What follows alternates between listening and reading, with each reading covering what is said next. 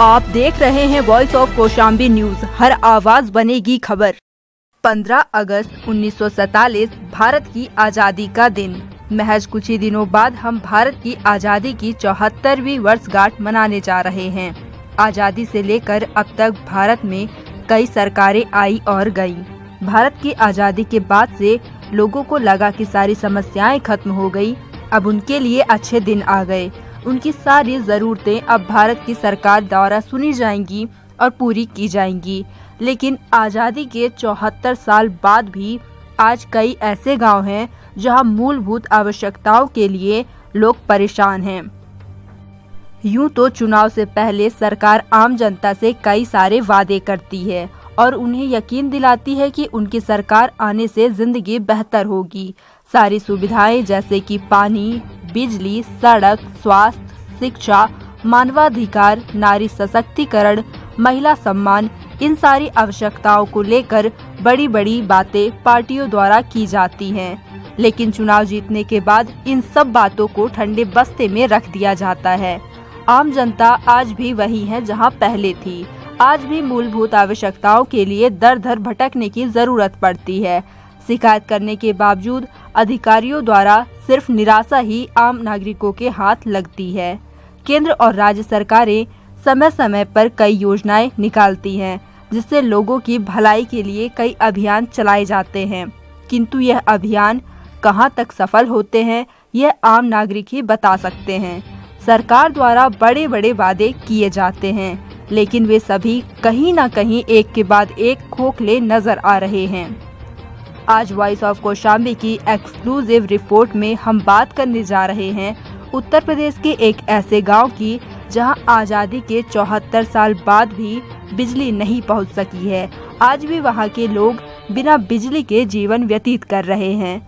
महिलाएं शाम होते ही खाना पकाने भागने लगती हैं ताकि अंधेरा होने से पहले वे अपने परिवार के लिए भोजन पका सकें। बच्चों की पढ़ाई किस कदर प्रभावित हो रही है यह केवल ग्राम निवासी ही बता सकते हैं। आपके गांव में लाइट नहीं है, इसके बारे में आप क्या कहना चाहते हैं? हमारे गांव में आज तक आज़ादी से अब तक लेके यहाँ विद्युतीकरण नहीं हुआ। इसके लिए हम बहुत परेशान हुए। कई ग्रामीण जाके विधायक जी से भी मिले, उन्होंने आश्वासन दिया। आश्वासन देने के बाद भी आज तक कुछ नहीं हुआ। हम इसकी शिकायत IGRS के माध्यम से प्रशासन तक पहुँचाए, लिखित रूप से डिप्टी CM के यहाँ भी दिए, लेकिन आज तक इस पर कोई भी कार्रवाई नहीं हुई। क्या नाम है आपका? जितेंद्र कुमार कुशवाहा। कहाँ के रहने वाले हैं? ग्राम महाजितपुर, मजार रामपुर बढ़ावा, पोस्ट जहांगीराबाद, विकास खंड खड़ा, कौशाम्बी। जी हाँ, हम बात कर रहे हैं उत्तर प्रदेश के सिराथू तहसील अंतर्गत महाजितपुर मजरा रामपुर बढ़नावा की, जहां सरकार की सौभाग्य योजना जिले के जिम्मेदार अफसरों की वजह से मजाक बनकर रह गई है। यूं तो कांग्रेस और बीजेपी दोनों सरकारों ने बिजली हर गांव तक पहुंचाने के वादे किए। पूर्व में केंद्र की UPA नीति की कांग्रेस सरकार द्वारा राजीव गांधी विद्युतीकरण योजना लाई गई, जिसके तहत हर शहर, हर गांव, हर घर तक बिजली पहुंचाने का वादा किया गया था, जो साफ दिख रहा है कि किस तरह निभाया गया। और प्रदेश में कांग्रेस की सरकार जाने के बाद भारतीय जनता पार्टी में सर्वप्रथम राजीव गांधी विद्युतीकरण योजना को समाप्त कर पंडित दीनदयाल उपाध्याय ग्राम ज्योति योजना का नाम दिया गया, जिसमें हर गांव, हर शहर, हर घर को बिजली पहुंचाना ही मकसद था। उत्तर प्रदेश में सौभाग्य योजना के तहत घर घर बिजली पहुंचाने का वादा किया गया था, पर आज भी कई गांव ऐसे हैं जहां बिजली एक सपना बनकर रह गई है। गर्मी में परेशान रहते हैं कि महिलाएं इतना तरसते हैं कि सब बाहर को भागती हैं। जो हम चाहते हैं कि यदि व्यवस्था लाइट की हो जाए तो हम कनेक्शन सब कोई ले ले। आज जो हम तैयार हैं। जो है यहाँ कितने दिन से लाइट नहीं है? अरे साहब, यहाँ तो जो है जब से इन्हीं खंबे गड़े तब से यहाँ लाइनें नहीं है। जो है ये खंबा कब से गड़ा हुआ है? यहाँ करीब 1 साल से ऊपर हो गए खंबे गड़े। आप लोग शिकायत किससे किससे किए हैं? भाई अभी बच्चे लोग जो है शिकायत किए हैं, इसके विषय में मुझे जानकारी नहीं है। जो है क्योंकि मैं जानता हूँ यहाँ आजकल जो है सिवाय दलाली के अलावा कुछ नहीं, कोई सुनने वाला नहीं, इसलिए मैं कहीं परेशान नहीं होता। मैं खुद नहीं जाता हूँ, अपनी सोच यही है। तो क्या चाहते हैं आप, यहाँ लाइट आ जाए? भाई मैं तो यही चाहता हूँ कि यदि लाइट लग जाएगी तो हम लोग कनेक्शन के लिए तैयार हैं, कनेक्शन ले लेंगे। जो भी पेपर मांगे हम दे देंगे। जो नाम क्या है आपका? मेरा नाम है राममोहन कुशवाहा। कहाँ से हैं? ये रामपुर बहनावा मजरा माजिद पर है। सरकार द्वारा समय समय पर आम जनता की भलाई के लिए योजनाएं चलाई जाती हैं, लेकिन कहीं न कहीं वे सारी योजनाएं, वे सारे वादे खोखले नजर आ रहे हैं।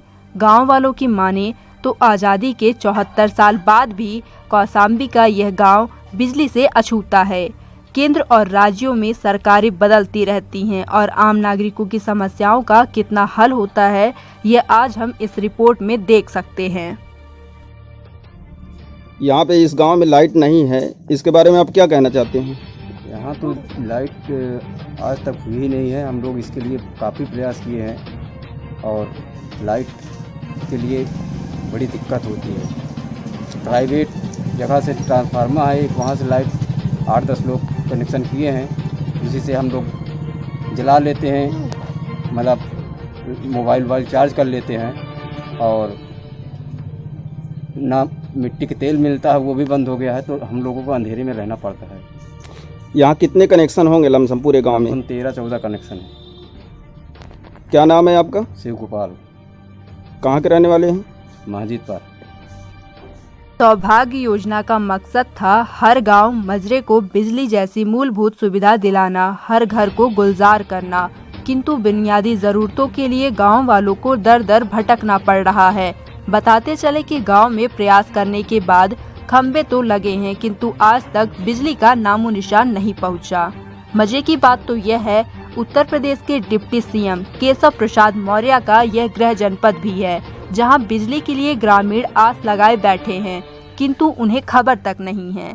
गांव वालों का कहना है कि उन्होंने पत्र लिखकर मामले की कार्यवाही के लिए अधिकारियों से गुहार लगाई थी। 2 महीने बाद भी समस्या का समाधान नहीं हो सका। सौभाग्य योजना से ग्राम वासियों को एक आस जगी थी, लेकिन आज भी वह आस डगमगाती नजर आ रही है। अब देखना यह काफी दिलचस्प होगा कि आखिर कब तक उप मुख्यमंत्री केशव प्रसाद मौर्य के गृह जनपद पर बिजली का कनेक्शन होता है। आखिर कब गांव वालों को बिजली की समस्या से निजात मिलती है। कौशाम्बी से अनिल मौर्य की रिपोर्ट।